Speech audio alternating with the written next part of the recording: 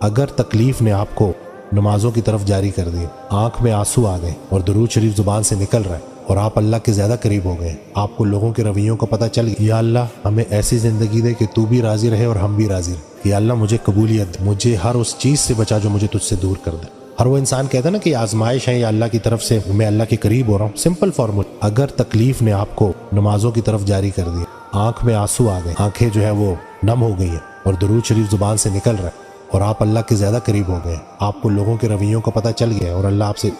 خاموشی میں سرگوشی میں بات کر رہا ہے کہ اب بتا